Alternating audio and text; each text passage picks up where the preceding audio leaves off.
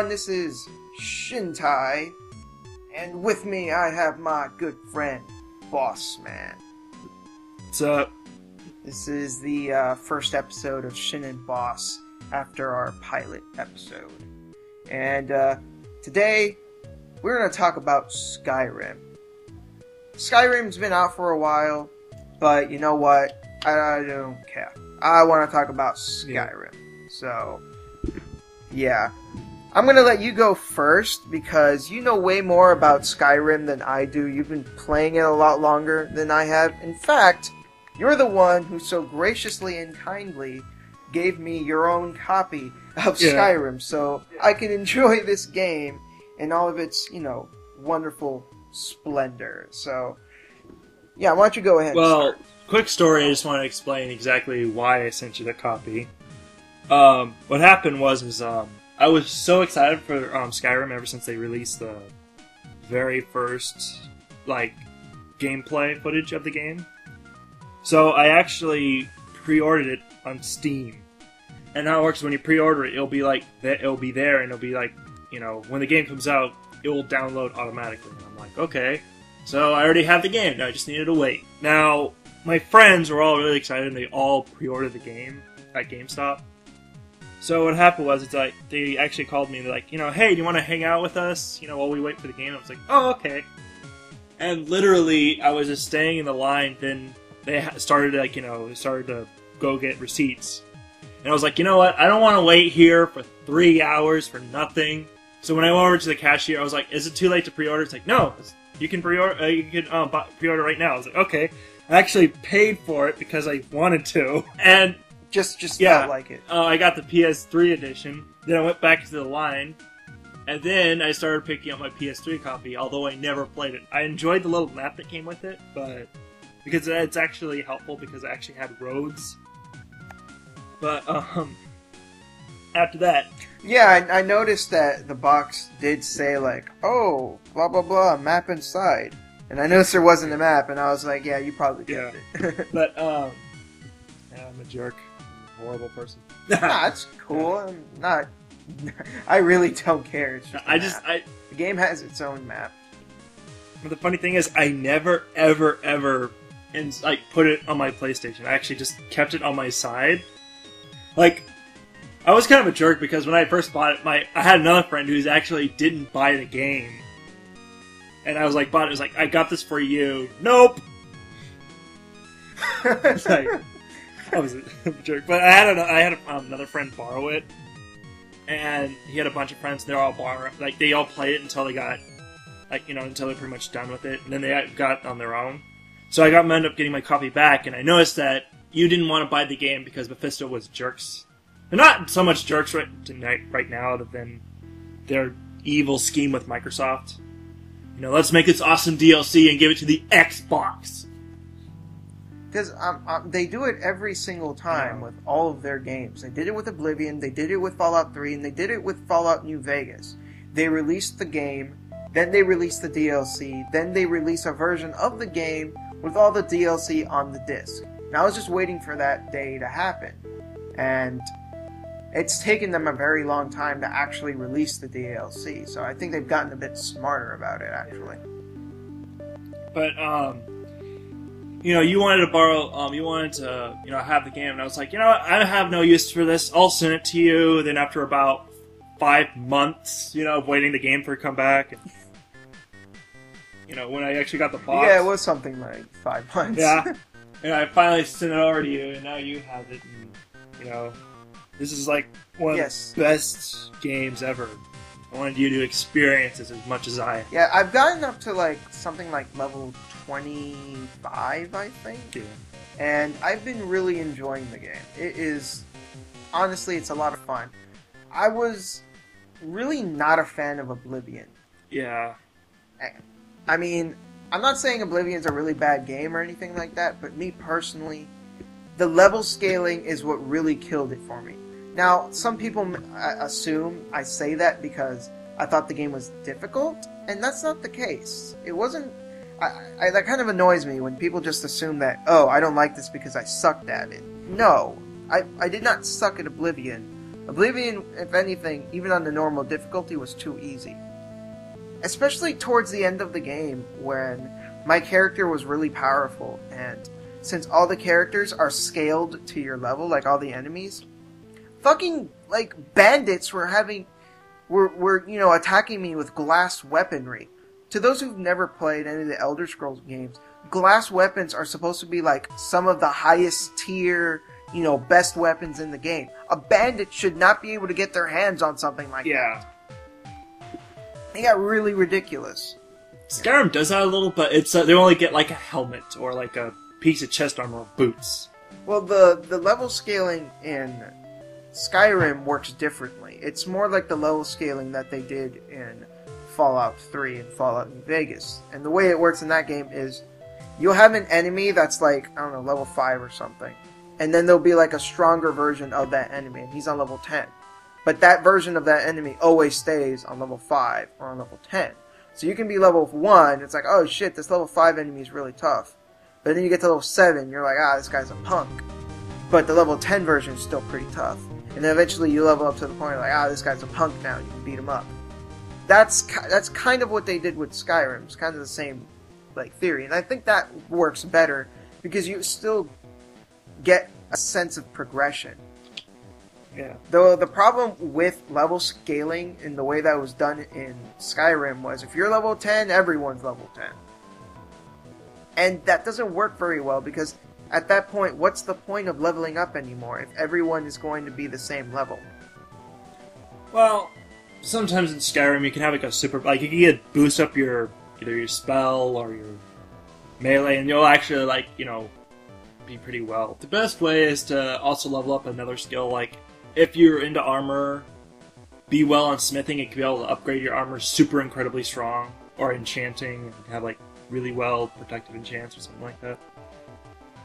But usually there's like bandits, and then there's like a bandit chief or bandit outlaw, which are pretty much like elites. I don't really feel that much. I feel it a little bit, but not really that much.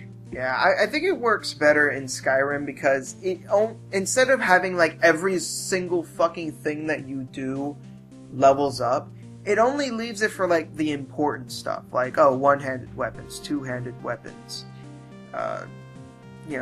destruction spells, things like that. Those are the only things that level up. Not fucking running around. What is like to actually make yourself incredibly overpowered is usually the enemy, like the fastest way to level up is to level up skills that you start off as well with. Like when you start, okay, what skills do you want to what skills do you want to be better at? Like you can go one-handed athletics, acrobatics, and heavy armor. And that's like for a warrior. And what happens is if you keep on leveling up, then the monsters will get stronger. But the way to fight the system is play a heavy warrior, but level up sneak, archery, alchemy, skills you will never need, and take the extra time leveling up the skills you need, and all the enemies will be stuck at like level 6, and you'll be like level 40. Now, something that I've noticed when I've been playing Skyrim though is the game has gotten a lot more difficult. Did you feel that when you were playing the game, where all of a sudden the game was like getting like really fucking difficult? It did with my warrior when I very, very, very first started, and the dragons were tough. Like, I know they're not like when I very first started out, I was just walking around on my own, and everything ended up killing me. And then when I started again as my rogue Geiger, it wasn't too difficult by random encounters. Like I did have a few times where I nearly died, but when I went to a dungeon, I just sneak, and I end up shooting everything. And I ended up one-shotting most of the things, and I was like really well with my rogue. And my mage, which I am working on right now, I really like magic spells. Like, I am shocked in how well, like, I was like, I used Thunderbolt, and it's just, like, and I also got the dual, which makes it more powerful if you have two hands. You make one giant bolt. I was really like, I was like really shocked at how like simple everything is. Like usually I would die instantly on my warrior, but this one I just dodged quickly. I can't charge my lightning and zap them. Yeah, what happened to me was because I was playing, started realizing that I'm favoring more the weapons instead of using my magic. So I decided to not even bother like using my magic anymore, and now I'm just like focusing on my weapons. Yeah, weapons. I'm actually planning on something. I'm hoping that my magic will be really well, and then I'm using like a one-handed sword. And in the beginning of the game, like, because it was new and interesting, where I would have like a spell in one hand and my sword in the other, and I just like hack things away and just like fucking like lit them on fire. But yeah, the more I played the game, the more like that started becoming less and less useful. And it's really weird because like right now in the game, since I've pretty much decided I'm just gonna stick with just physical attacks, I actually finished all the missions in the College of Winterhold, and they're all calling me the Archmage, and I'm not that much of a fucking mage. The best spells I have are like apprentice level spells, not even adept spells, and there are fucking teachers there that are calling me the Archmage, and it's like, really? No, like the really funny thing is for me, I was in there on my warrior. I don't even use spells. Like, you didn't use them at all. I cheated my way inside the college, because when you start, they'll be like, okay, we want you to pass the test. We want you to summon an, Firebolt. Person. No, it was like a fire monster thing. What do you call them? I Really? forget what they're called. For me, they just asked me to shoot a firebolt at the floor. Really? To me, they asked me to summon this, demon. Like, it was just one of the wicker demons, a flame one. But then, what I did was, I ended up collecting all the items that boosted up magic, put it all on me, summoned it, and they'll be like, oh, okay, you're allowed in the college. And I just put on my armor, and I have my character is like a giant imperial dude, like, who lost an eye, and he has, like, all this heavy armor, and everybody else is wearing cloth. Yeah. I'm, like, looking up, I'm like the jock of the college. I'm like, nerds! That's kind of how I felt when I was going through it, because my guy at the time was head to toe in like dwarven golden fucking armor, and I had like one of those dragon priest masks on, and he just stood out like a sore fucking thumb. I just feel so bad because, like, after I was called the Archdemon, I'm like, nerds. It's like, hey, Archdemon. I'm like, hey, got anything for me to hit with my sword? Wait, because they call you the Archdemon? No, they call me the Archmage. Excuse me. Oh, I was like, I never got that title. Although my armor looks like it's Daedric armor and it looks like a demon set, but nobody ever acknowledges it. Or kids tell me to play tag with a giant black and red armor beast, but I don't know. But it's just really funny. Sounds how. I didn't use any I didn't use any magic, and the only time I used magic was for some of the puzzles, which are only for the mage. Yeah, some of the puzzles you have to like use a flame spell or something. They were like really simple though. Other than that, it was just funny how I don't know. I just puzzle my characters in chalk in that whole entire college. Like, one of the funniest things is they had a random dragon encounter. Yeah, I remember that. I killed a dragon, and it landed on the roof of the dorms, and it just feels like I'm like one of those high schoolers playing a prank. For me, the dragon, I killed him like right in the middle of the courtyard, and nobody came to help. I was like, this is in the middle of a fucking courtyard. I can understand if I was on the roof or something where nobody goes to, but this was in the middle of the courtyard, and I'm here slaying this fucking dragon, and there's nobody around to help. I'm like, this is the fucking College of Winterhold with mages that can, cast all these crazy spells. Nobody lifts a finger to help. I was just like, screw you guys. But yeah, I also decided to join the Stormcloak Rebellion, which I think it's kind of interesting. Like, I actually was discussing this with somebody else, and it's one of the things I find kind of interesting about a lot of like Western RPGs, specifically Bethesda, since there's a lot of lore. Like, there's just so much history in these games. There's like, there's this race, there's all these different races, and they've all got these different histories, and some of them really like each other, some of them are, enemies, some of them are different. They've had this history together. It's like they had a war. against each other, and then afterwards, there's this discrimination. But you get the point. There's just a lot of like history and lore to it. But during the actual game, like the story kind of feels underwhelming. Like I don't really care about what's going on in the main story, and I don't really care about what's going on in most of the side quests either. And I think the biggest issue is like there's not really any characters that are really interesting. Like there's some cool characters here and there, but there's not like unlike a Japanese RPG like one of the Tales games or Final Fantasy even or something like that. There's usually like a core cast of characters. And you go through the entire game with them. You get to learn about them. You get to grow with them. You get to see them develop as people. And you become attached to that cast of characters. And or not even a game with a cast of characters, or just a main character that, that becomes someone that you grow accustomed to and someone that you grow to like. And you don't get any of that in Skyrim. Skyrim's more about, you create your own character. Your character's supposed to represent who you are, which, that's fine. Persona does that. But the thing is, Persona still has that cast of characters that really gets you to, like, care about, the people in the game. And I'm by no means trying to say Skyrim has a bad story by any means.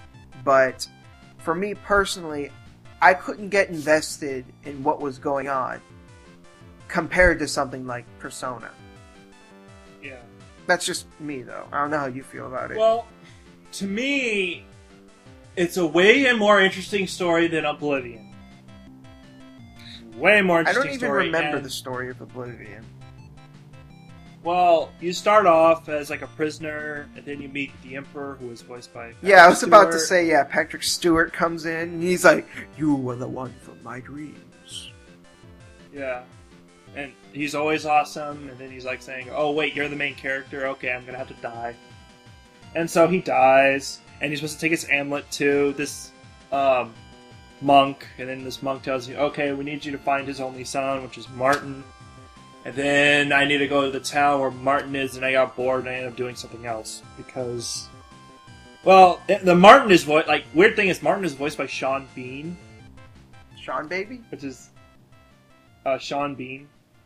Oh. Who was also in, like, Game of Thrones and played Boromir. Well, what happened was apparently the Mystic Dawn, apparently every 1,000 years, they have to do, like, this, the Emperor has to do this ritual thing to prevent, some crap. I forgot his name, Mehrunes Dagon from appearing. Something like that, I'm not really so sure. And the Mystic Dawn wants him to appear. And then, what happened was, after when you rescue Martin, other Oblivion portals started to appear.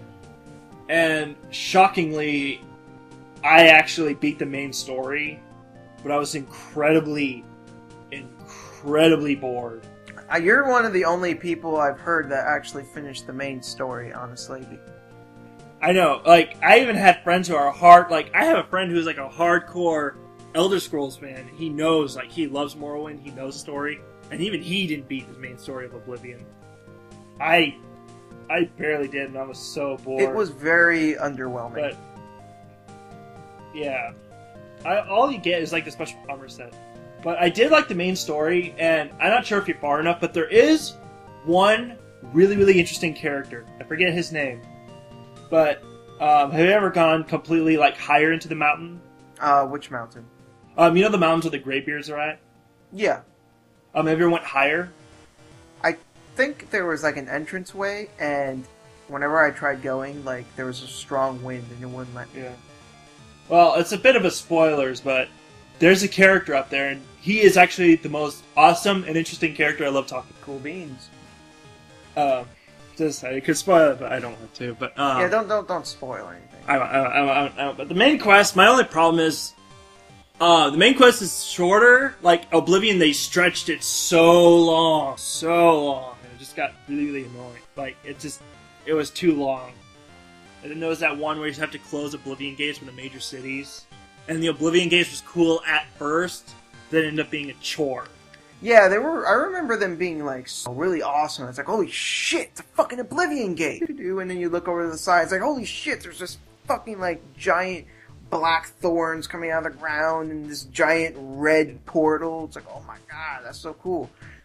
Now, the thing is, like, once you go into it, it's really, really cool. It's all, like, fire and lava, and there's, like, a bunch of demons everywhere, and you have to climb up the tower, and then, take away this orb, then once the orb is gone, the whole thing explodes, then once you get out of, then all of a sudden you're out of the portal, then you see the portal exploding. Looks really, really cool. Then you have to do it, like, 50 times. You have to do it for every single major city, and that's, like, 6, or I don't know how many major cities, but it just got so repetitive and annoying that it made hell boring. And they all look the same. Like the first couple of times you do it, it's really cool because it's like, oh man, this is fucking, look at this exotic place, and it's all, devilish. Man, it's awesome. But after you get strong enough and you go through it a couple of times, you're just like, ugh, man, there's so many of these fucking things. No more. But the problem I had with Skyrim is, once I beat the main quest, like, the last few, I don't know how to say it, quests, yeah, that's what I'm saying. The last few quests, you go to, like, this really interesting place, and then you fight the final boss. Then after all this, you killed the final boss, and they're like, okay, the end. Here's some cool stuff. Here's some cool powers. You're done. Okay. So it feels really anticlimactic. Yeah, it's like, you're done. Okay, the big baddie's gone, and you will save the world. Okay. Yeah. It's like, there you go. Okay. Now you go off out there. Maybe you can help the Imperial and Stormcloak situation, because that's still around. The main quest is basically telling you, alright, go do side quests now. Yeah. But you do get some awesome, like, cool stuff from it. But other than that, at least in Oblivion, they act like, if you somehow beat the main quest, they'll acknowledge that, hey, you're the hero, and they'll give you, like, an armor set. What's cool is, they'll tell you, like, oh, well, since you saved the world, we'll make a special armor set for you. Do you like heavy or light? And you're like, I like heavy. It's like, okay, now come back in like a week, and I'm like super excited. Although it wasn't that great. It was just the same, as iron, but just colorful. Still, at least you got something better. Really yeah, cool. Better than nothing. Yeah, you do get some cool powers in Skyrim, but I haven't tested them out because I don't know, because they have long charges. So you said that you recently watched the Batman Dark Knight Rises movie? Yeah. Why don't you go ahead and talk about that? Because I was a fan of The Dark Knight. I haven't seen Begins yet, but I probably should anyways, but whatever. So I want to watch The Dark Knight Rises at some point, so why don't you just, fill us in on that. I won't have any spoilers, so any of you fanboys, how many fanboys we have, I'll do my best to have more. Yeah, just make sure there's no spoilers and we're all okay. Well, the thing is, it's more important you watch Batman Begins than Dark Knight, because it feels more of a sequel to Begins than it does with Dark Knight. Okay, so I'm actually on the right track if I want to see Begins then. Although Begins isn't nearly as good as Dark Knight, and not nearly as good as Rises. Well, I did watch a little bit of Begins, and of what I did see, I'm going to be honest, I really was not digging it at all, whatsoever. Like, I was just like, not liking this. I know, I don't blame you. Like, I saw like one of the fight scenes, and the fight scene was edited in such a really like cheap and sloppy way. I was like, what the fuck? It was like, you see a fist flying, and then you cut to a face, and it's being punched by the fist, and then it cuts, and it's like really disorienting. Like, they handled it way better in The Dark Knight, because you actually see what's going on. There's actual fight choreography. You see, like, Batman's like running and ducking and punching. You know, he's actually implementing martial arts that you can visually see. And Maybe it was just that one cutscene or fight scene I saw in Batman Begins, but it just looked really shitty. It's just, I don't know. I've seen people like talk about how good Batman Begins is. Better. Like I heard some of them are like, some say that Batman Begins is better than Dark Knight, but I don't believe it all. But and some say that Dark Knight Rises is not as good as Batman Begins. But no, I don't know why, but I just can't enjoy it. It's either because I saw Dark Knight before and it spoiled me, or just maybe I'm not really into it as well, because it's an origin story and it's fine, but the problem is... I remember Spoonie said that was like one of his favorite like superhero movies. I don't know, just Dark Knight is like so much better. But Batman Rises, I really, really liked it. It was really, really, really intense. Like, it's much bigger in scale, like what the evil baddie is doing. Way bigger in scale. It's just... I know it's not as good as Dark Knight, story-wise, by the intensity. It's kind of hard to explain, but, how the villain, Joker, wanted to show that everybody is deep down is insane. And, Bane tried to have a point, but it wasn't as deep or as compelling. But still, what he did was pretty epic. Like scary. But I do really like Bane, although... Like, the reason why he wears the mask is because apparently he needed to survive, and what's funny is he's breathing. He's breathing, so in a way he's Darth Vader. There was even a scene where this one guy, like, failed him, or, like, I forget, he did something wrong. I don't want to say what he did. And what happened was he literally just grabbed his throat, and after a few seconds he just dropped him. And I was like, it's Darth Vader!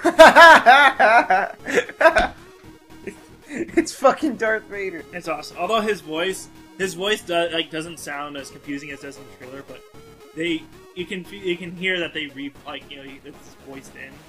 But it's so funny sounding. It just goes it's like, oh well, it's like, I'm trying to think of an example. Like, you have my permission to die. It just he does sound kind of weird, but I do really, really like him, and I think he's like a super cool villain. It's just the only gripe is near the end, the last scene of Bane gets kind of, aww. Like, you could have done something better than that. But the end is freaking awesome. Like, the end, pay attention so well to the ending, because, they'll drop something that's just so awesome. But, it's just, I love this movie. I really, really do. It's 2 hours and 45 minutes, but it was really good. The only problem is this point was brought up. You didn't really get to see Batman a lot, like Batman a lot, as much as like the other. Well, I don't know as much as Batman Begins, but yeah, it's true. But I didn't really have a problem with it because whenever he appears, it's incredibly awesome. So you think that since you didn't see him as much, when it did happen, it was made better? Okay. Yeah. Oh, well, I think so. It's just some of them are complaining. It's just the thing is, it's hard to hate this movie. I don't really see, I was told about the critiques and some of the problems that the movie had, but I didn't really have a problem with it. Not at all. Well, what's his name? Christian Bale. Yeah, I fucking hate his voice. So there's a problem right there. Well, yeah, he still has that raspy. Where are the drugs? It's like, yeah, where are the other drugs going? It's like, calm down there, Macho Man Randy Savage. Or I don't wear hockey pants. And it's funny because there's some moments where he shouldn't really talk like that. What irks me is whenever he does that, I just get the feeling like Christian Bale, the actor, he's trying to be bigger than Batman. And I'm just like, bitch, nobody's bigger than Batman. Honestly, I think it would have been better, if they would have been able to pull it off. I think if Christian Bale did the acting, but the guy who did the voice of Batman from the animated series, not the new one, the fucking 90s cartoon, if they just dubbed over his voice, I think that would have made it like so much better. Yeah. Oh, to me, that is the Batman voice. That is the perfect Batman voice. It does not get better than that. Yeah, I love that guy.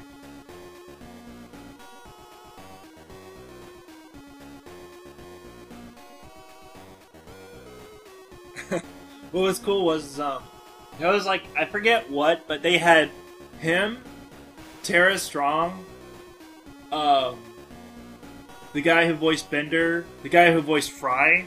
Oh, the Billy West. I actually met him in person. He's pretty cool. I know. They had him, like, and a bunch of other, like, nostalgic from the 90s cartoons. And they all were given the Star Wars script. And the coolest thing, the narrator is voiced by Batman. That's and awesome. Everybody else did their voices, like, I forget, I'm trying to remember, like, one of them was, like, Luke Skywalker was voiced by Fry. And, like, Bender was, like, either R2 or C-3PO. I gotta, like, find it, but it's really, really, really, really, really funny. Bite my shiny metal ass. You don't look so shiny. Shinier than yours, meatbag. I love Futurama. Down with humans. But the reason why I like the old Simpsons is because because the animation and how the character designs, it's very 80s to 90s feel. Yeah. And my problem is, I actually saw a couple really, really newer ones, and since they haven't aged one bit, what made it weird is they're starting bringing up iPhones and stuff. Like, they still have like a very 80s TV, but then as the years went by, all of a sudden they have iPhones, and now they're talking about Twitter. Weird. Although they haven't aged one bit. That's my biggest problem with the series. It's just, like, unless you guys start aging, this doesn't work. I remember a long time ago when I was watching Simpsons, and they had a fucking PlayStation, like a PS1 in the episode. I thought that was weird, watching it, like, 10 years ago. So it's even weirder now. Yeah. For them to be talking about, like, Twitter and iPhones. That's just odd. I know that's them just trying to keep up with the times, but it just comes off as strange. They don't really age one bit. Yes, they manage to do something, like they kill off, like, a character or two, or they'll have, like, some characters married or have, like, a child, but they don't age, and that's my biggest problem. The reason why I like Futurama better, because it's in the future, and the world is already non-normal, so they just pretty much play it off, and when they have something like iPods, I forget what it's called, like, it was one of the best episodes of the newer season, when they had the iPod thing and everyone started getting an iPod. It's the future, so they can be able to get away with anything. So they don't need to age. They can invent anything. Time can still go on. I think Simpsons just needs to end. I know, I think so too. And by that token, I think Tim Burton should stop directing movies.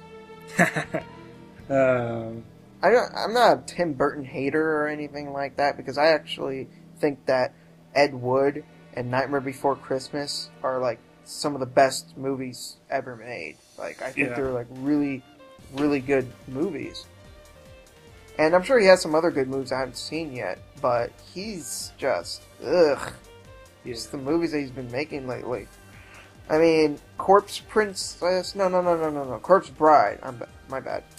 When that came out, I was, like, really excited for it, because I thought it was going to be, oh man, it's like Nightmare Before Christmas. But then I saw it, and I was just like, it wasn't bad, but it just felt like, it was trying to be Nightmare Before Christmas, but failing miserably.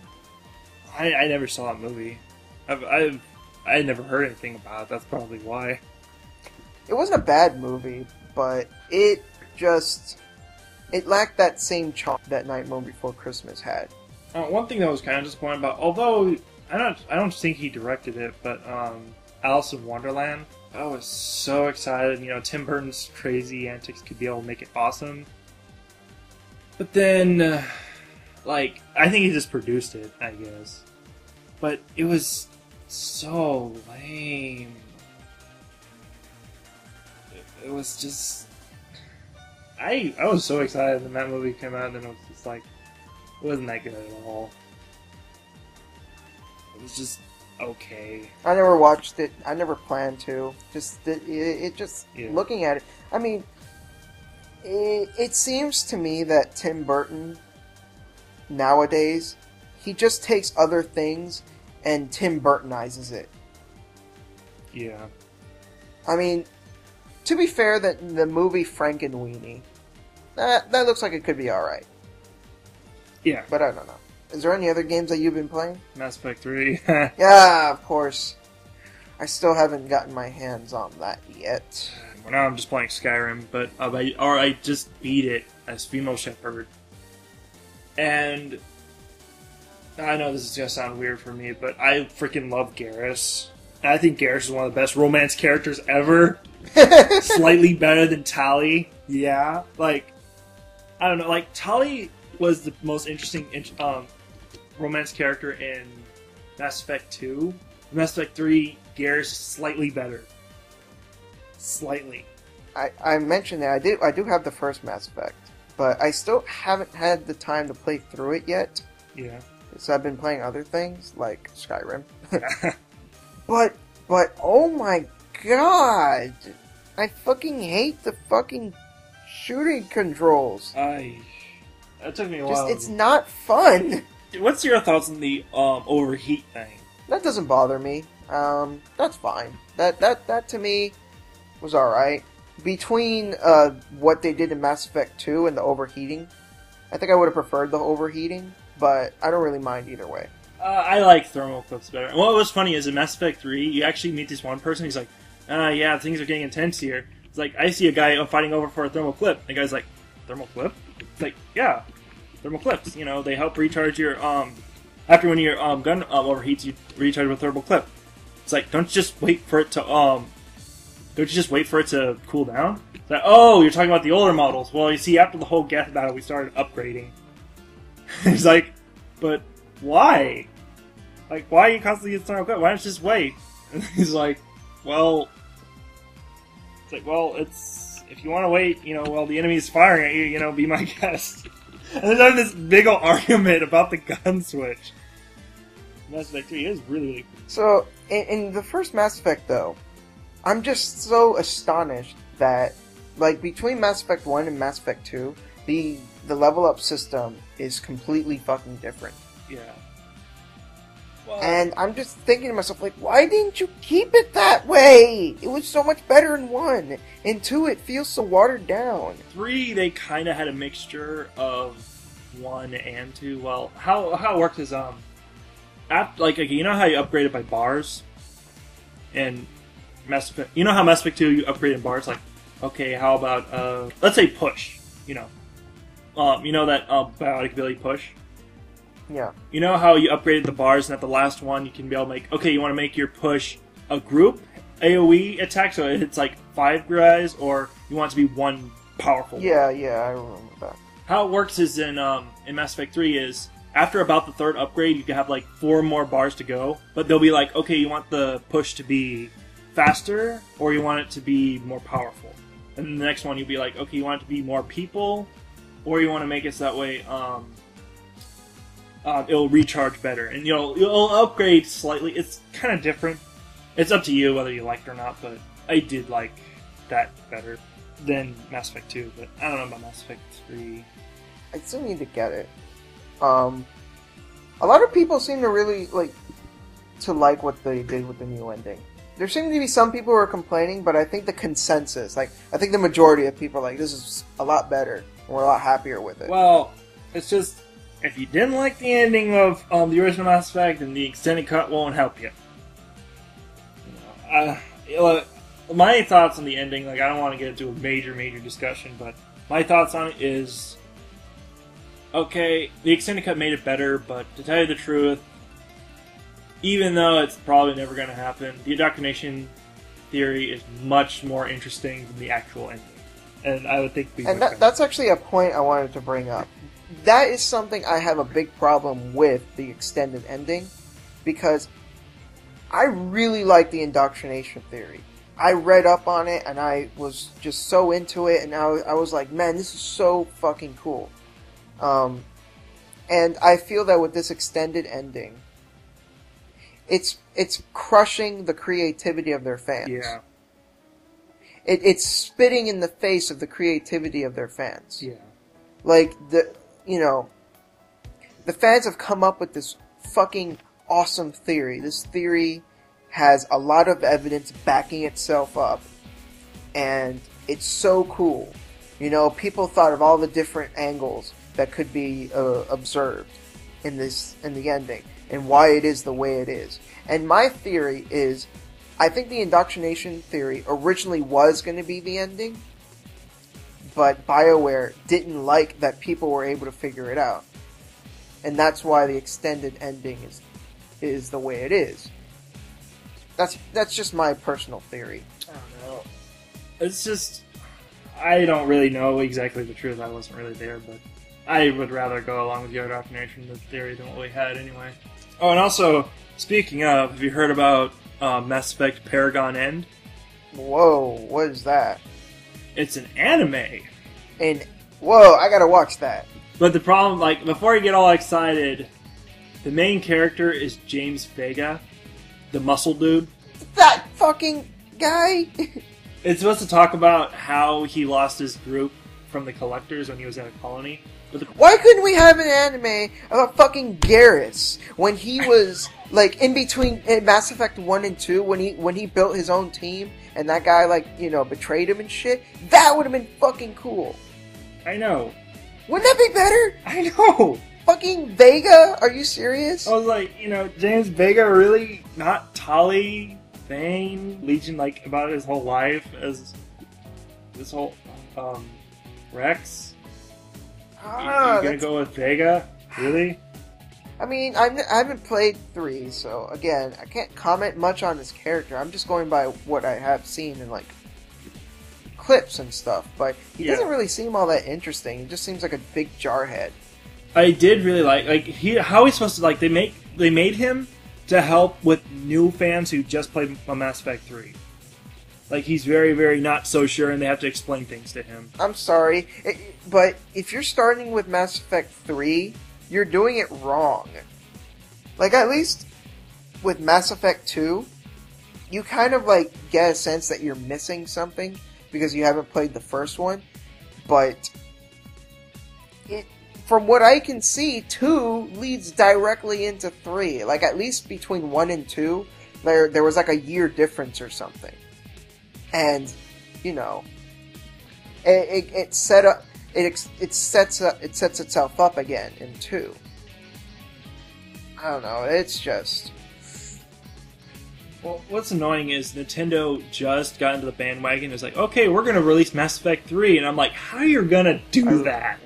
Because my question is, when you're going to start up the game, they'll be like, okay, and then they'll pull up this giant sheet. Okay, did you let the Arachnid Queen live or die? I let it live.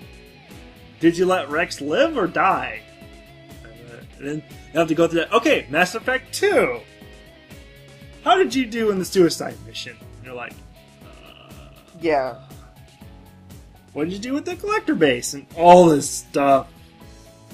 It's just... No, I agree. It's... At least with, when they put Mass Effect 2 on the PS3, at least they had that little comic. And that little comic was, a pretty good refresher on what was going on. Plus, it was only for one game.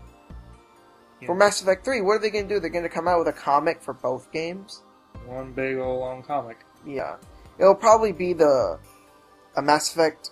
The same comic for Mass Effect 1, and then they make another one for Mass Effect 2. Or something weird like that. Yeah.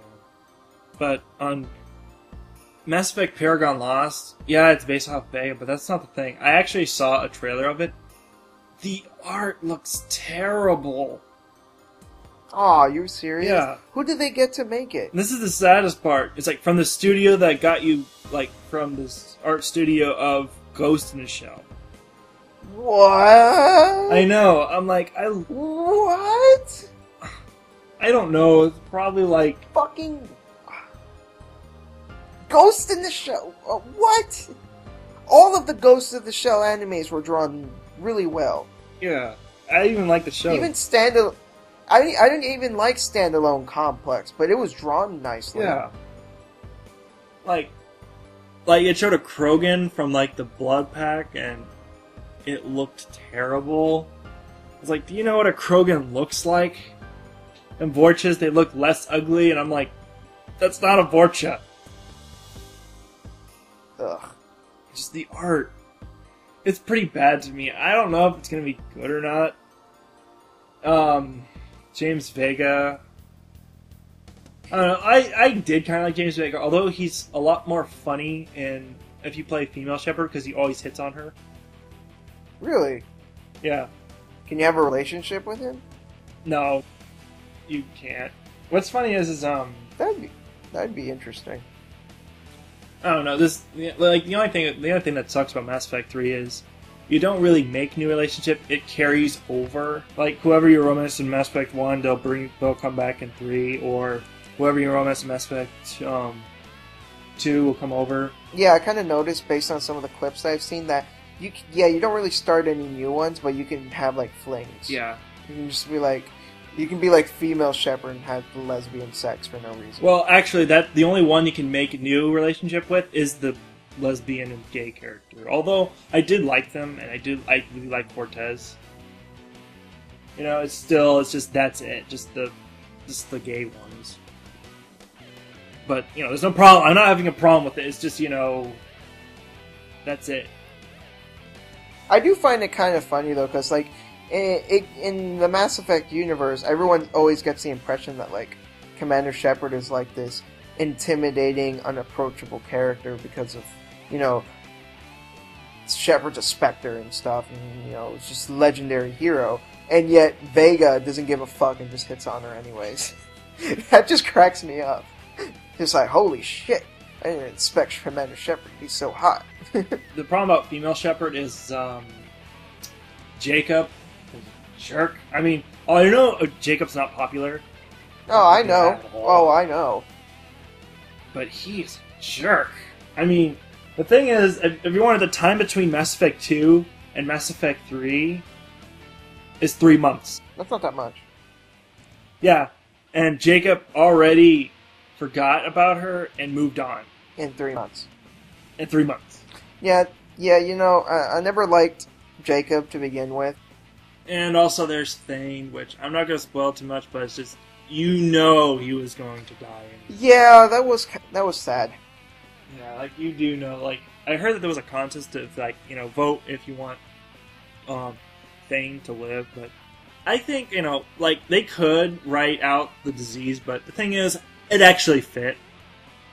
Like, I think it actually was an interesting character trait. It's just the problem is but all I can say is, at least they let him go down with the Blades of Glory. But other than that, it's pretty much the other two romance characters in Mass Effect 2 are gone. Since Jacob cheats on you and Thane goes. There's only Garrus, and to tell you the truth, the other romance characters is Liara, which I don't like as a romance character. I'm sorry. Yeah, you voiced your dislike of her character before. Yeah. And there's Caden, which I think is a big weenie. Like, I'm just like... It's a weird way to describe him, you fucking weenie. No, in SpongeBob, there was that one episode where he wants to join like the club with all the muscular dudes, but he can't, so they let him join this weenie bar. And there's this computer, like... There's this, like, robot that goes, "You are indeed a weenie." That's kind of funny. This is, like, to tell you the truth, and this is gonna sound weird, but, once I played again as female, like, I let Ashley die, and I did not talk to her at all, but in Mass Effect, when I played it again as a female character, Ashley was much more interesting than, Cade. Really? So much more interesting. Like, I know she's a racist, but they actually explain it, and she actually has a good explanation. Don't tell me, because I want to find out on my own. Okay, just talk to her and let her live, if you can. Alright. It's just, she actually does have a really good reason, and you, like, even, like, it's not just because, an alien just, like, bumped her, and she just got really angry and offensive. No, there's actually a really big explanation why. But to tell you the truth, she was actually much more interesting to talk to. She has a family, and she has like a bunch of sisters, and she talks about her sisters and like family so much. But Caden is like, I have a mom. I came from a biotic camp. Love me. And then they made him gay. Like, that's a weird thing. They made him bi in Mass Effect 3, and it's just so random. It's like, huh? Like, in 3, all of a sudden, I'm also gay. Wait, that was something that was introduced in 3? And if you're wondering, did they do the same thing with Ashley? No, she's straight, and it's just, like, Caden was straight. It was just weird because, like, when I played Mass Effect 1, you know, I talked to Caden, you know, we always talk to Caden, me and him are buddies, and 2, he was a jerk, and then 3, he was all, like, you know, he was all, like, sorry, like, you know, I'm sorry and all that stuff. And then all of a sudden he started becoming really, like, this is, like, it started to feel weird to me. Like, this is not feeling right.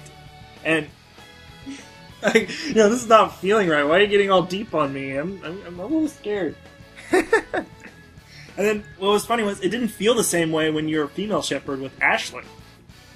You know, it just feels, and then when I researched it and I learned that Caden's bi, I'm like, what? Why? I mean, that would be weird if, like, you know, in Mass Effect 3, you know, when you see Garrus, all of a sudden Garrus becomes a romance character. Or Rex, you know.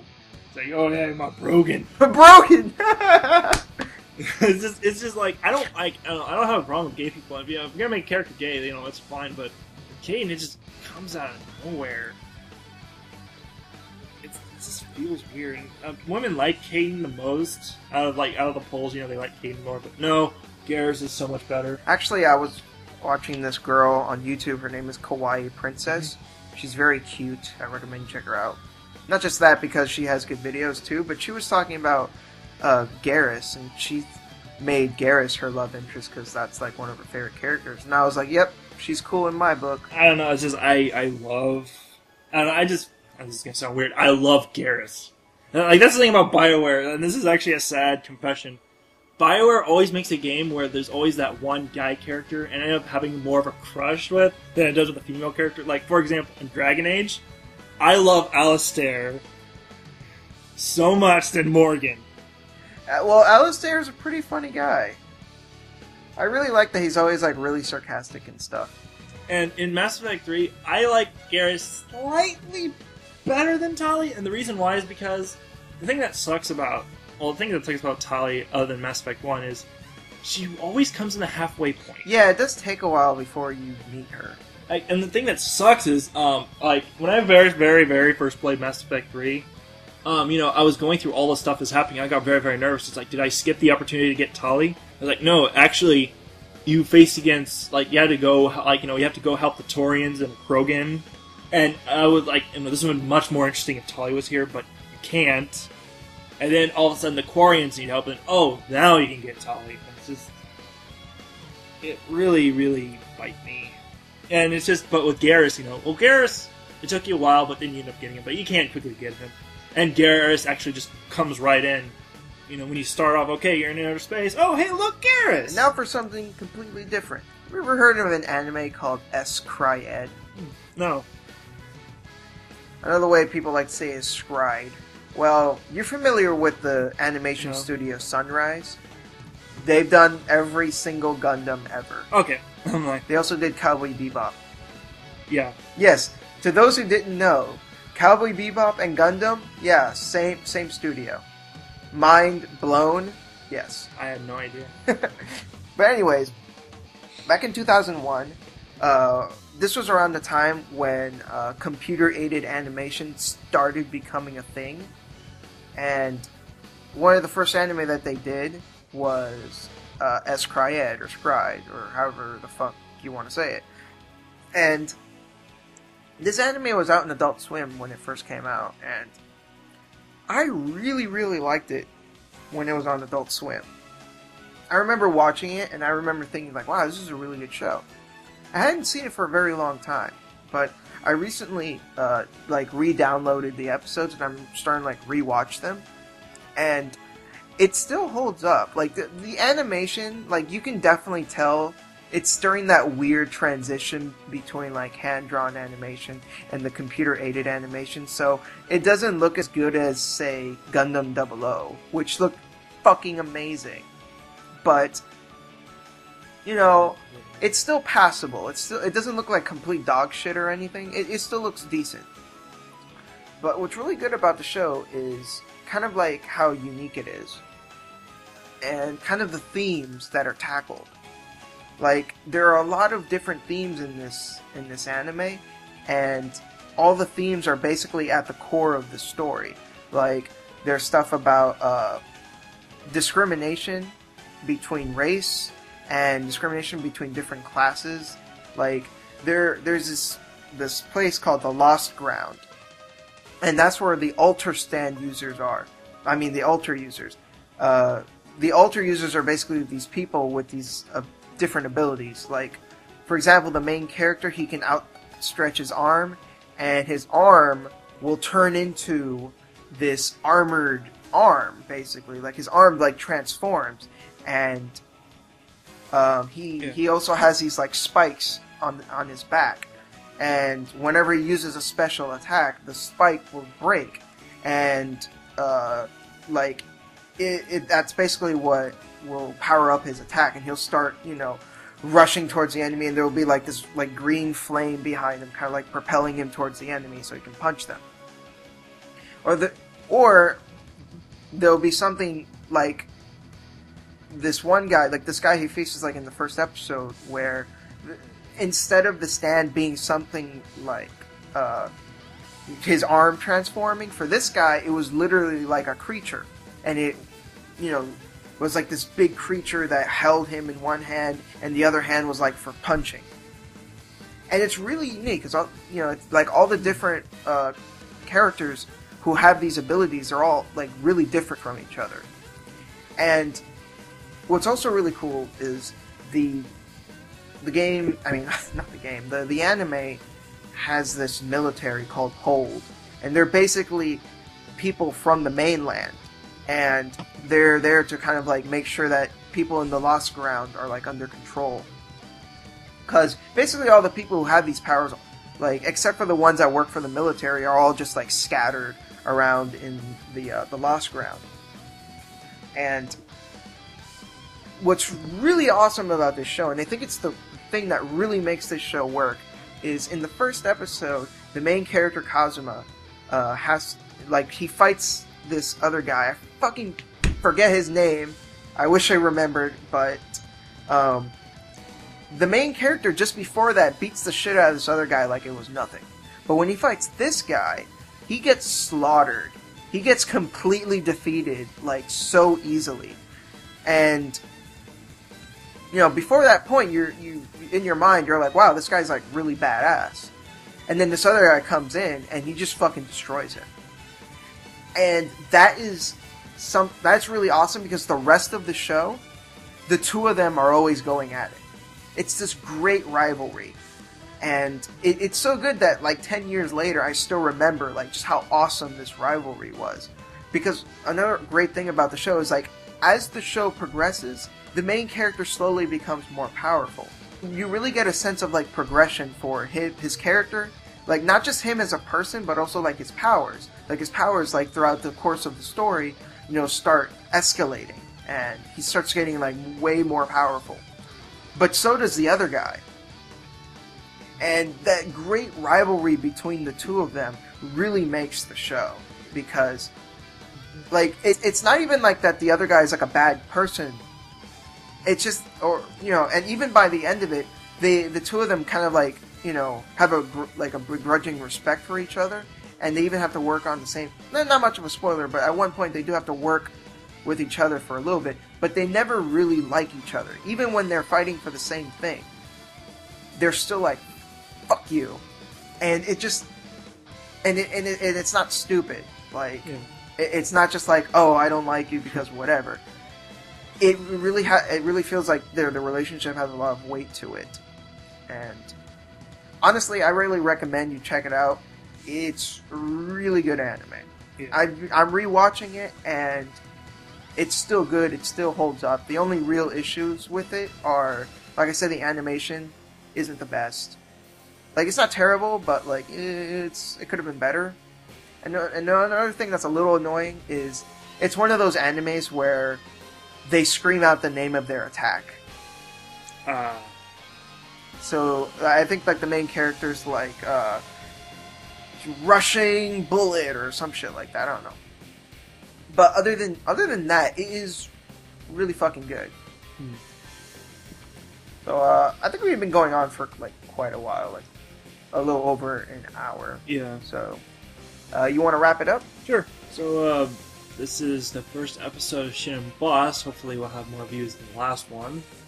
Just don't forget to share and show all your friends and your coworkers and your family. If you have any suggestions for things that we could talk about, please comment and just say like, hey, you guys should talk about, you know, whatever.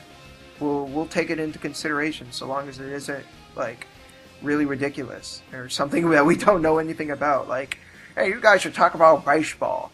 No thanks. You know, we should also bring guests. Yes, definitely.